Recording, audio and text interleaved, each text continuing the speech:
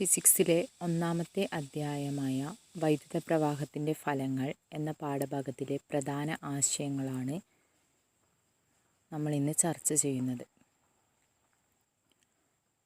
ഒന്നാമത്തെ ടോപ്പിക്ക് വിവിധ ഉപകരണങ്ങളിൽ നടക്കുന്ന ഊർജ്ജമാറ്റമാണ്. നമുക്ക് ചുറ്റും വിവിധ തരം ഉപകരണങ്ങളുണ്ട്. ഈ ഉപകരണങ്ങളിൽ നടക്കുന്ന ഊർജ്ജമാറ്റം എന്നത് 1 മാർക്കിന് വരുന്ന ചോദ്യമാണ്. ഉദാഹരണമായി വൈദ്യുത ബൾബിൽ വൈദ്യുതോർജ്ജം പ്രകാശോർജ്ജമായി മാറുന്നു.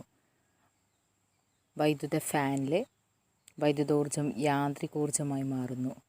മിക്സി വൈദ്യുതോർജ്ജം യാന്ത്രികോർജ്ജമായി മാറുന്നു. അങ്ങനെ വിവിധ തരം ഉപകരണങ്ങളിൽ നടക്കുന്ന ഊർജ്ജമാറ്റം പ്രധാനമായും പഠിച്ചിരിക്കേണ്ട ഒരു ആശയമാണ്. അടുത്ത ആശയം എന്നത് ജൂൾ നിയമം എന്നതാണ്. ജൂൾ നിയമം ഒരു വൈദ്യുതവാഹിയായ ചാലകത്തിൽ ഉൽപ്പാദിപ്പിക്കപ്പെടുന്ന താപം കണ്ടെത്താൻ നമ്മളെ സഹായിക്കുന്ന നിയമമാണ് ജൂൾ നിയമം. ജൂൾ നിയമവുമായി ബന്ധപ്പെട്ട പ്രശസ്തമായ സമവാക്യമാണ് H=I²RT. H എന്നത് താപവും, I എന്നത് കറണ്ടിനെയും, R എന്നത് പ്രതിരോധത്തെയും, T എന്നത് സമയത്തെയും സൂചിപ്പിക്കുന്നു. ജൂൾ നിയമവുമായി ബന്ധപ്പെട്ട ഗണിത പ്രശ്നം നിർദ്ധാരണം ചെയ്യുന്ന സമയങ്ങളിൽ സമയം എപ്പോഴും സെക്കൻഡിൽ ഉണ്ടാവാൻ ശ്രദ്ധിക്കുക. നമുക്ക് തന്നിരിക്കുന്ന സമയം മണിക്കൂർ, മിനിറ്റ് ആണെങ്കിൽ അതിനെ നിർബന്ധമായും സെക്കൻഡിലേക്ക് മാറ്റേണ്ടതാണ്. സെക്കൻഡിലേക്ക് മാറ്റിയ ശേഷം മാത്രമേ ഗണിത പ്രശ്നം നിർദ്ധാരണം ചെയ്യാൻ വേണ്ടി പാടുള്ളൂ. ഒരു ചോദ്യത്തിൽ കറണ്ട്, പ്രതിരോധം, സമയം എന്നിവ തന്നിട്ടുണ്ടെങ്കിൽ താപം കണ്ടെത്താൻ വേണ്ടി നമ്മൾ ഉപയോഗിക്കുന്ന ഗണിത സമവാക്യമാണ് H=I²RT. കറണ്ടിന് പകരം വോൾട്ടേജ് ആണ് തന്നിരിക്കുന്നതെങ്കിൽ, വോൾട്ടേജും പ്രതിരോധവും സമയവുമാണ് തന്നിരിക്കുന്നതെങ്കിൽ നമ്മൾ ഉപയോഗിക്കേണ്ട ഗണിത സമവാക്യം എന്നത് H=V²T/R ആണ്. ജൂൾ നിയമവുമായി ബന്ധപ്പെട്ട് വരുന്ന അടുത്ത ഒരു ചോദ്യമാണ് 2 ഉപകരണങ്ങൾ തന്നതിൽ ഏതിനാണ് കൂടുതൽ താപം ഉണ്ടാവുക, അല്ലെങ്കിൽ ഏതിലാണ് കൂടുതൽ താപം ഉണ്ടാവുക. അപ്പം അങ്ങനെ വരുന്ന ചോദ്യങ്ങളിൽ നമ്മൾ ശ്രദ്ധിക്കേണ്ട കാര്യം, 2 ഉപകരണങ്ങളുടെയും വോൾട്ടേജ് തുല്യമാണെങ്കിൽ പ്രതിരോധം കുറഞ്ഞ ഉപകരണമായിരിക്കും കൂടുതൽ ചൂടാവുക. 2 ഉപകരണങ്ങളും പ്രവർത്തിക്കുന്ന വോൾട്ടേജ് തുല്യമാണെങ്കിൽ പ്രതിരോധം കുറഞ്ഞ ഉപകരണമായിരിക്കും കൂടുതൽ ചൂടാവുക, അല്ലെങ്കിൽ കൂടുതൽ താപം ഉൽപ്പാദിപ്പിക്കുക. കാരണം H=V²T/R പ്രകാരം പ്രതിരോധം എന്നത് താപത്തിന് വിപരീത അനുപാതത്തിലാണ്. പ്രതിരോധം കുറയുമ്പോൾ താപം കൂടുന്നു. അല്ലെങ്കിൽ പ്രതിരോധം കുറഞ്ഞ ഉപകരണങ്ങളിൽ ഉണ്ടാവുന്ന കറണ്ട് കൂടുതലായിരിക്കും. H=I²RT പ്രകാരം കറണ്ട് കൂടുതലുണ്ടാവുമ്പോൾ താപവും കൂടുതൽ ഉണ്ടാവുന്നു. അടുത്ത ടോപ്പിക് എന്നത് വൈദ്യുത പ്രവാഹത്തിൻ്റെ താപഫലം. വൈദ്യുത പ്രവാഹത്തിൻ്റെ താപഫലവുമായി ബന്ധപ്പെട്ട് പ്രവർത്തിക്കുന്ന ഉപകരണങ്ങളെ നമ്മൾ വിളിക്കുന്ന പേരാണ് വൈദ്യുത താപന ഉപകരണങ്ങൾ. വൈദ്യുത താപന ഉപകരണങ്ങളിൽ ഉദാഹരണമാണ് സോൾഡറിങ് അയൺ ബോക്സ്, സുരക്ഷാ ഫ്യൂസ് എന്നിവയെല്ലാം. ഈ വൈദ്യുത താപന ഉപകരണങ്ങളിലെ പ്രധാന ഭാഗമാണ് ഹീറ്റിംഗ് കോയിൽ. ഹീറ്റിംഗ് കോയിൽ 2 മാർക്കിന് വരുന്ന ഒരു ചോദ്യമാണ്. ഹീറ്റിംഗ് കോയിലിന് ഉണ്ടായിരിക്കേണ്ട ഗുണമേന്മകൾ, അല്ലെങ്കിൽ ഒരു ഹീറ്റിംഗ് കോയിലിൻ്റെ പ്രത്യേകതകൾ എന്തൊക്കെ? ഹീറ്റിംഗ് കോയിലിൻ്റെ പ്രത്യേകതകൾ എന്നത്, ഹീറ്റിംഗ് കോയിൽ നിർമ്മിച്ചിരിക്കുന്നത് നിക്രോം എന്ന ലോഹസങ്കരം കൊണ്ടാണ്. നിക്രോമിലെ ഘടകമൂലകങ്ങളാണ് നിക്കൽ, ക്രോമിയം, ഇരുമ്പ്, മാംഗനീസ്. പ്രധാനമായും നിക്കൽ, ക്രോമിയം, ഇരുമ്പ്. ഹീറ്റിംഗ് കോയിൽ നിർമ്മിച്ചിരിക്കുന്ന നിക്രോം കൊണ്ടാണ്. നിക്രോമിലെ പ്രധാന ഘടകങ്ങളാണ് നിക്കൽ, ക്രോമിയം, ഇരുമ്പ്. ഈ ഹീറ്റിംഗ് കോയിലിൻ്റെ മറ്റു പ്രത്യേകതകൾ എന്നത്, ഇതിന് ഉയർന്ന ദ്രവണാങ്കമായിരിക്കും, ഹൈ റെസിസ്റ്റിവിറ്റി ഉണ്ടായിരിക്കും, ഉയർന്ന പ്രതിരോധം ഉണ്ടാവും. അതേപോലെ ഹീറ്റിംഗ് കോയിലുകൾ കൂടുതൽ സമയം ചൂടായി നിൽക്കാൻ വേണ്ടി സഹായിക്കുന്നു. അതായത് കൂടുതൽ സമയം ഉരുകാതെ, അതായത് ഇതിന് ഉയർന്ന ദ്രവണാങ്കം ആയതുകൊണ്ട് തന്നെ ഇവ ചൂടായി ചുട്ടുപഴുത്ത് കുറേ സമയം നീണ്ടു നിൽക്കാൻ വേണ്ടി സാധിക്കുന്നു. ഇതൊക്കെയാണ് ഹീറ്റിംഗ് കോയിലിൻ്റെ പ്രത്യേകതകൾ. അടുത്ത ടോപ്പിക്കാണ് സുരക്ഷാ ഫ്യൂസ്. ഏറ്റവും ഇമ്പോർട്ടൻ്റ് ആയ ഒരു ടോപ്പിക്കാണ് സുരക്ഷാ ഫ്യൂസ്. സുരക്ഷാ ഫ്യൂസ് എന്ന് പറയുന്നത് വൈദ്യുതിയുടെ താപഫലത്തെ അടിസ്ഥാനമാക്കി പ്രവർത്തിക്കുന്ന ഉപകരണമാണ് സുരക്ഷാ ഫ്യൂസ്. സുരക്ഷാ ഫ്യൂസിൻ്റെ പ്രധാന ഭാഗം ഫ്യൂസ് വയറാണ്. നിർമ്മിച്ചിരിക്കുന്നത് ടിന്നും ലെഡും കൊണ്ടാണ്. ഫ്യൂസ് വയർ നിർമ്മിച്ചിരിക്കുന്ന പദാർത്ഥമാണ് ടിന്ന് പ്ലസ് ലെഡ്. ടിന്നും ലെഡും കൊണ്ടാണ് നിർമ്മിച്ചിരിക്കുന്നത്. ഫ്യൂസ് വയറിൻ്റെ മറ്റു പ്രത്യേകതകളാണ് ഇതിന് ദ്രവണാങ്കം കുറവായിരിക്കും, താഴ്ന്ന ദ്രവണാങ്കമായിരിക്കും. അതേപോലെ സർക്യൂട്ടിൽ ഒരു സുരക്ഷാ ഫ്യൂസ് ഘടിപ്പിക്കുന്നത് ശ്രേണീ രീതിയിലായിരിക്കും. സർക്യൂട്ടിൽ സുരക്ഷാ ഫ്യൂസ് ഘടിപ്പിക്കുന്നത് ശ്രേണീ രീതിയിലായിരിക്കും. ഇനി എന്താണ് ഈ സുരക്ഷാ ഫ്യൂസിൻ്റെ പ്രവർത്തനം? സുരക്ഷാ ഫ്യൂസിൻ്റെ പ്രവർത്തനം എന്നാൽ സുരക്ഷ ഉറപ്പാക്കുന്നു എന്നതാണ്. അതായത് നമ്മുടെ വീടുകളിലേക്ക് അമിതമായി കറണ്ട് വരുന്ന സാഹചര്യങ്ങളിൽ ഫ്യൂസ് ഉരുകുകയും നമ്മളെ വീട്ടുപകരണങ്ങളെയും സംരക്ഷിക്കുകയും ചെയ്യുന്നു. അതുകൊണ്ടാണ് ഈ ഉപകരണത്തെ സുരക്ഷാ ഫ്യൂസ് എന്ന് വിളിക്കുന്നത്. അമിതമായ കറണ്ട് ഉണ്ടാവാനിടയായ 2 സാഹചര്യങ്ങളാണ് ഓവർലോഡിങ്ങും ഷോർട്ട് സർക്യൂട്ടും. അതായത് ഓവർലോഡിങ്, ഷോർട്ട് സർക്യൂട്ട് എന്നീ സാഹചര്യങ്ങളിൽ അമിതമായ കറണ്ട് വീടുകളിലെത്തുകയും ആ സമയങ്ങളിൽ സുരക്ഷാ ഫ്യൂസ് വിച്ഛേദിക്കപ്പെടുകയും സംരക്ഷണം നൽകുകയും ചെയ്യുന്നു. ഇതാണ് സുരക്ഷാ ഫ്യൂസിൻ്റെ പ്രവർത്തനം. ഇനി ഒരു സുരക്ഷാ ഫ്യൂസ് നമ്മൾ ഘടിപ്പിക്കുമ്പോൾ എന്തൊക്കെ ശ്രദ്ധിക്കണം? അതായത് അത് ശ്രേണീ രീതിയിൽ ഘടിപ്പിക്കണം. താഴ്ന്ന ദ്രവണാങ്കമുള്ള ഫ്യൂസ് വയർ വേണം ഉപയോഗിക്കാൻ. കരിയർ ബേസിൽ നിന്ന് പുറത്തേക്ക് തള്ളി നിൽക്കരുത്, കൃത്യമായി ഘടിപ്പിക്കണം. അതേപോലെ ആംബിയറേജ്, കൃത്യമായ ആംബിയറേജ് ഉള്ള ഫ്യൂസ് വയർ വേണം നമ്മൾ തിരഞ്ഞെടുക്കാൻ. ഇനി എന്താണ് ആംബിയറേജ്? ആംബിയറേജ് എന്ന് പറഞ്ഞാൽ ഒരു ഉപകരണത്തിന് താങ്ങാവുന്ന കറണ്ടിൻ്റെ അളവിനെയാണ് ആംബിയറേജ് എന്ന് പറയുന്നത്. അതായത് ആംബിയറേജ് കണ്ടെത്താനുള്ള സമവാക്യം എന്ന് പറയുന്നത് I സമം ആംബിയറേജ് സമം വാട്ടേജ് ബൈ വോൾട്ടേജ്. അതായത് നമ്മളുടെ ചോദ്യത്തിൽ തന്നിരിക്കുന്ന പവറിനെ വോൾട്ടേജ് കൊണ്ട് ഹരിക്കുക. പവറിനെ വോൾട്ടേജ് കൊണ്ട് ഹരിച്ചാൽ നമുക്ക് ആംബിയറേജ് കിട്ടാവുന്നതാണ്. ഇനി അടുത്ത ടോപ്പിക്കാണ് വൈദ്യുത പവർ. വൈദ്യുത പവർ എന്നാൽ യൂണിറ്റ് സമയത്തിൽ ഒരു വൈദ്യുതോപകരണം വിനിയോഗിക്കുന്ന ഊർജമാണ് വൈദ്യുത പവർ. വൈദ്യുത പവറുമായി ബന്ധപ്പെട്ട ഗണിത സമവാക്യങ്ങൾ എക്സാമിന് വരുന്നതാണ്. P സമം I²R, P സമം V²/R, P സമം VI. ഈ 3 സമവാക്യമാണ് പവറുമായി ബന്ധപ്പെട്ടിട്ടുള്ളത്. പവറിൻ്റെ യൂണിറ്റ് വാട്ട് ആണ്, W, വാട്ട്. അടുത്ത ടോപ്പിക്കാണ് ശ്രേണീരീതി, സമാന്തര രീതി. അതായത് പ്രതിരോധകങ്ങളുടെ ക്രമീകരണം.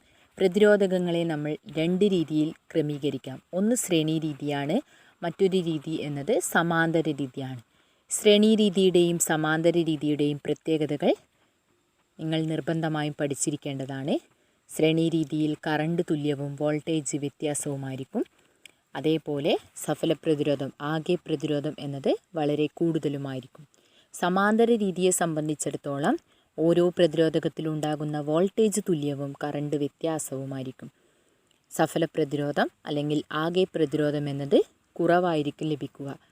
ഒരു ചോദ്യത്തിൽ 2 പ്രതിരോധകങ്ങൾ തന്നിരിക്കുന്നെങ്കിൽ അവ ശ്രേണീ രീതിയിൽ കണ്ടെത്താൻ, ശ്രേണീ രീതിയിലെ ആകെ സഫല പ്രതിരോധം കണ്ടെത്താൻ വേണ്ടി നമ്മൾ ഉപയോഗിക്കുന്ന സമവാക്യമാണ് R സമം R1 + R2. അതായത് തന്നിരിക്കുന്ന പ്രതിരോധകങ്ങളുടെ മൂല്യങ്ങളെ എല്ലാം കൂട്ടിയാൽ നമുക്ക് ശ്രേണീ രീതിയിലെ ആകെ പ്രതിരോധം ലഭിക്കുന്നതാണ്. സമാന്തര രീതിയിലെ സഫല പ്രതിരോധം കാണാൻ വേണ്ടി നമ്മൾ ഉപയോഗിക്കുന്ന സമവാക്യം 1/R സമം 1/R1 + 1/R2 + etc.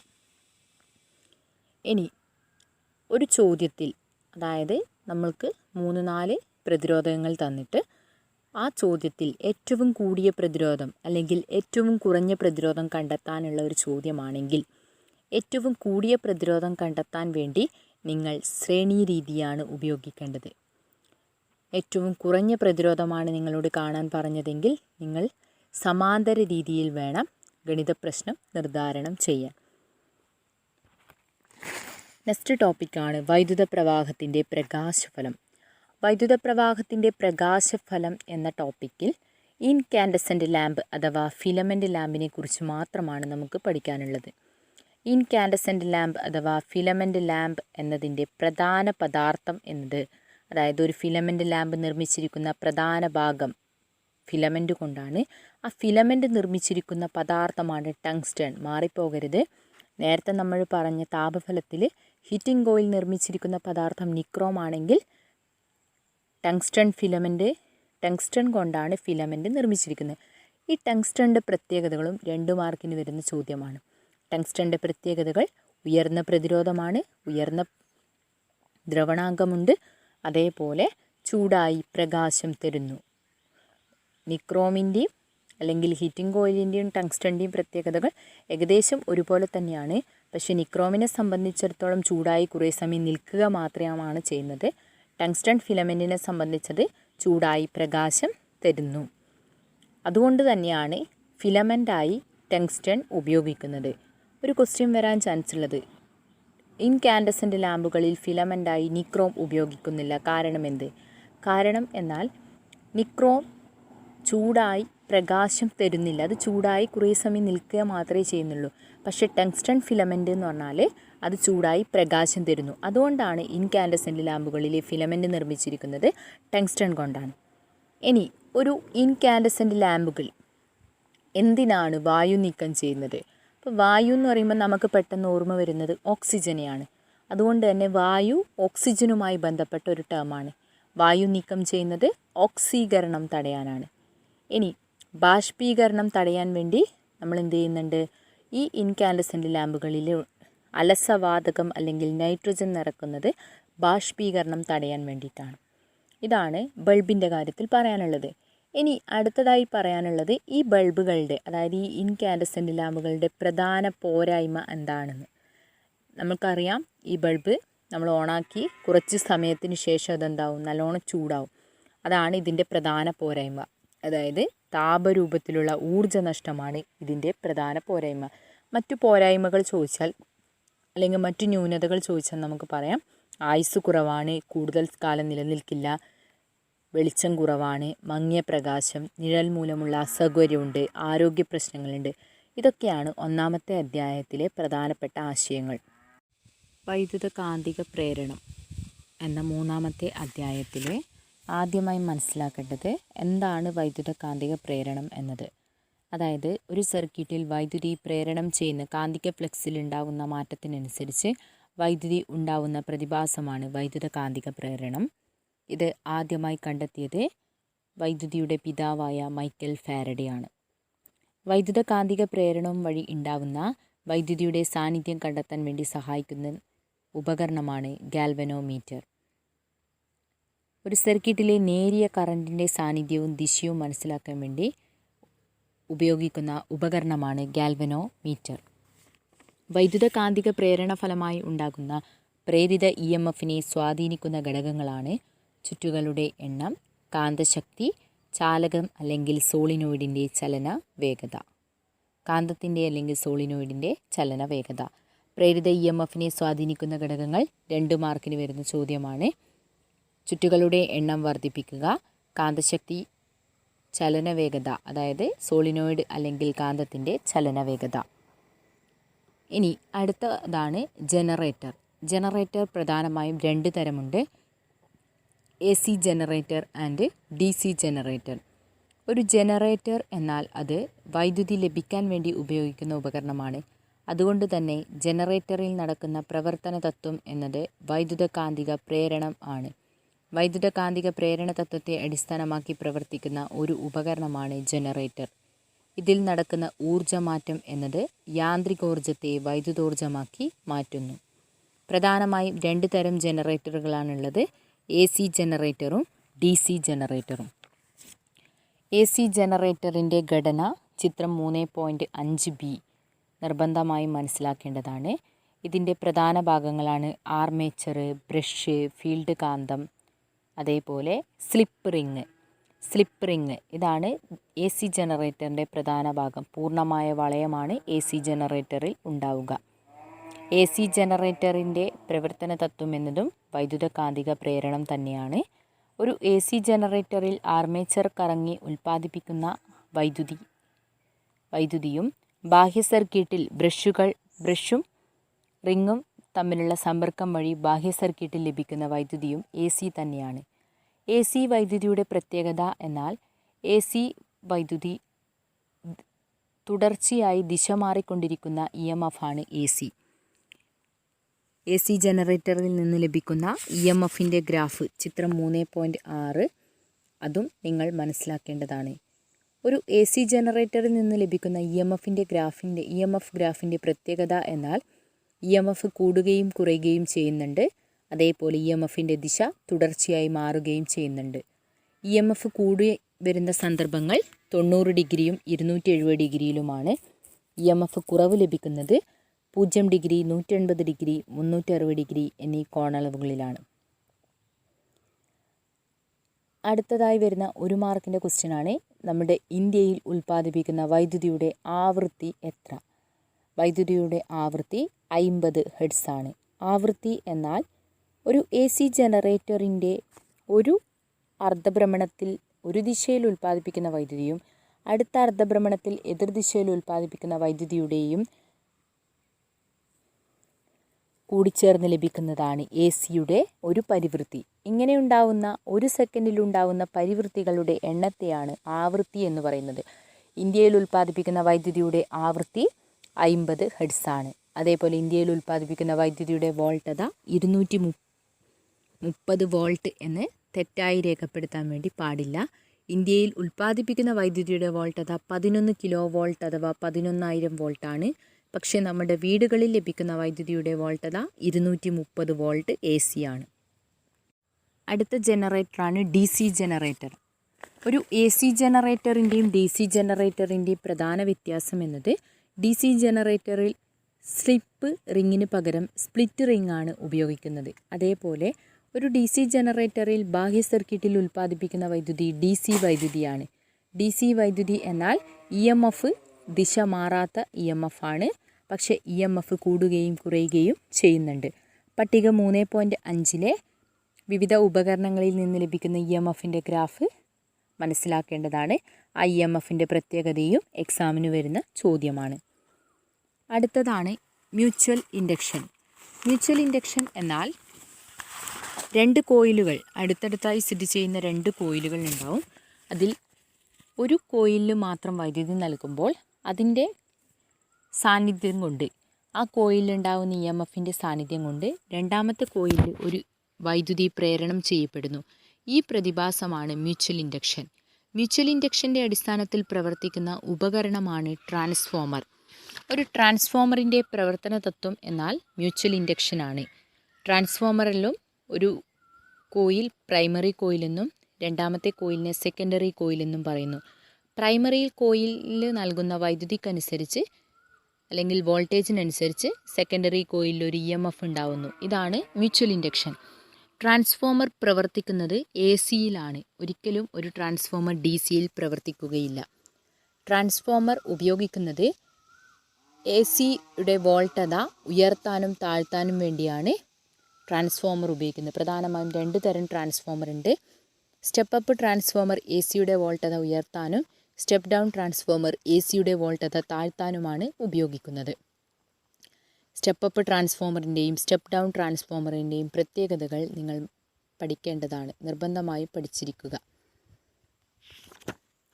അടുത്ത ടോപ്പിക്കാണ് സെൽഫ് ഇൻഡക്ഷൻ. സെൽഫ് ഇൻഡക്ഷൻ എന്നാൽ ഒരേ കോയിലിൽ തന്നെ, അതായത് ഒരു ഉപകരണത്തിൻ്റെ ഒരു കോയിലുണ്ടാവുന്ന മാറ്റത്തിനനുസരിച്ച് അതേ കോയിലിൽ തന്നെ ഒരു EMF ഉണ്ടാവുന്ന പ്രതിഭാസമാണ് സെൽഫ് ഇൻഡക്ഷൻ. സെൽഫ് ഇൻഡക്ഷൻ നടക്കുന്നത് AC സർക്യൂട്ടുകളിൽ മാത്രമാണ്. ഒരിക്കലും DC സർക്യൂട്ടിൽ സെൽഫ് ഇൻഡക്ഷൻ നടക്കുന്നില്ല. AC സർക്യൂട്ടിൽ സെൽഫ് ഇൻഡക്ഷൻ നടക്കുമ്പോൾ ഒരു ബാക്ക് EMF ഉണ്ടാവുന്നു. ഈ പ്രതിഭാസമാണ് സെൽഫ് ഇൻഡക്ഷൻ. അതായത് നമ്മൾ നൽകുന്ന വോൾട്ടേജിനനുസരിച്ച് സർക്യൂട്ടിൽ ഒരു ബാക്ക് EMF ഉണ്ടാവുകയും ഈ പ്രതിഭാസമാണ് സെൽഫ് ഇൻഡക്ഷൻ എന്നറിയപ്പെടുന്നത്.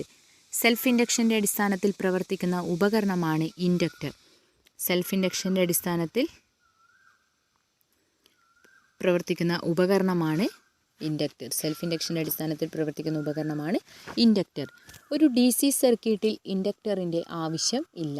കാരണം DC സർക്യൂട്ടിൽ സെൽഫ് ഇൻഡക്ഷൻ നടക്കുന്നില്ല. അതുകൊണ്ട് തന്നെ ഇൻഡക്ടറിൻ്റെ ആവശ്യം DC സർക്യൂട്ടുകളിൽ ഇല്ല. AC സർക്യൂട്ടിൽ മാത്രമാണ് ഇൻഡക്ടർ ഉപയോഗിക്കാറുള്ളത്. അടുത്ത ടോപ്പിക്കാണ് ചലിക്കും ചുരുൾ മൈക്രോഫോൺ. ചലിക്കും ചുരുൾ മൈക്രോഫോണിൻ്റെ ചിത്രം 3.13 നിർബന്ധമായും മനസ്സിലാക്കേണ്ടതാണ്. പ്രധാന ഭാഗങ്ങൾ ഡയഫ്രം, സ്ഥിരകാന്തം. ഒരു ചലിക്കും ചുരുൾ മൈക്രോഫോണിൻ്റെ പ്രവർത്തന തത്വം വൈദ്യുത കാന്തിക പ്രേരണമാണ്. അതിൽ നടക്കുന്ന ഊർജ്ജമാറ്റം ശബ്ദോർജ്ജത്തെ വൈദ്യുത സിഗ്നലാക്കി മാറ്റുകയാണ് ചെയ്യുന്നത്.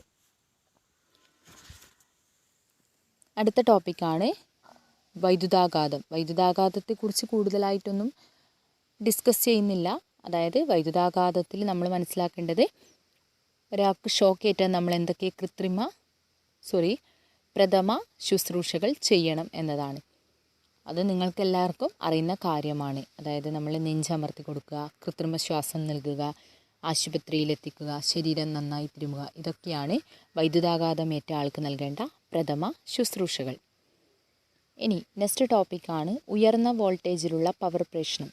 അതായത് നമ്മുടെ ഇന്ത്യയിൽ ഉൽപ്പാദിപ്പിക്കുന്ന വൈദ്യുതിയുടെ വോൾട്ടത 11 കിലോ വോൾട്ട് അഥവാ 11,000 വോൾട്ടാണ്. ദൂരസ്ഥലങ്ങളിലേക്ക് വൈദ്യുതി പ്രേഷണം ചെയ്യുമ്പോൾ താപരൂപത്തിലുണ്ടാകുന്ന നഷ്ടം കാരണം ഈ പ്രസരണ നഷ്ടം കുറയ്ക്കാൻ വേണ്ടി നമ്മൾ കറണ്ട് കുറയ്ക്കാം, വോൾട്ടേജ് കൂട്ടാം, അല്ലെങ്കിൽ വണ്ണം കൂടിയ കമ്പികൾ ഉപയോഗിക്കാം. അങ്ങനെ വോൾട്ടേജ് കൂട്ടാൻ വേണ്ടിയിട്ട് ഇന്ത്യയിൽ പവർ സ്റ്റേഷനിൽ, അതായത് വൈദ്യുതി ഉൽപ്പാദിപ്പിക്കുന്ന പവർ സ്റ്റേഷനിൽ വെച്ച് തന്നെ 11 കിലോ വോൾട്ടിന് എന്ത് ചെയ്യും എന്ന് പറഞ്ഞാൽ വോൾട്ടേജ് കൂട്ടും ഒരു സ്റ്റെപ്പ് അപ്പ് ട്രാൻസ്ഫോമർ ഉപയോഗിച്ച്. അതിന് ശേഷമാണ് സബ് ട്രാൻസ്ഫോമറിലേക്ക് അല്ലെങ്കിൽ സബ് സ്റ്റേഷനിലേക്ക് ഈ കറണ്ടിനെ ട്രാൻസ്ഫർ ചെയ്യുന്നത്. അപ്പോൾ ഉയർന്ന വോൾട്ടേജിലുള്ള പവർ പ്രേഷണം എന്നുള്ള ടോപ്പിക്കിൽ നിങ്ങൾ മനസ്സിലാക്കേണ്ടത് പ്രസരണ നഷ്ടം കുറയ്ക്കാൻ എന്തൊക്കെ ചെയ്യാം. അതേപോലെ ഗാർഹിക ആവശ്യത്തിന് ഉപയോഗിക്കുന്ന വൈദ്യുതിയുടെ വോൾട്ടത 230 വോൾട്ടാണ്. പ്രധാനമായും ഒരു ട്രാൻസ്ഫോമറിന് 4 ഔട്ട്പുട്ട് ലൈനാണുള്ളത്. അതിൽ 3 ഫേസ് ലൈനും 1 ന്യൂട്രൽ ലൈനുമാണുള്ളത്. 2 ഫേസ് ലൈനുകൾ തമ്മിൽ 400 വോൾട്ട് വ്യത്യാസവും ന്യൂട്രൽ മാത്രം 0 വോൾട്ടും 1 ന്യൂട്രലും ഫേസും തമ്മിലുള്ള വ്യത്യാസം 230 അപ്പോൾ ഗാർഹിക ആവശ്യത്തിന് നമ്മൾ ഉപയോഗിക്കുന്ന വൈദ്യുതിയുടെ ലൈൻ എന്ന് പറയുന്നത് ഏതെങ്കിലും ഒരു ഫേസും 1 ന്യൂട്രൽ ലൈനുമാണ്.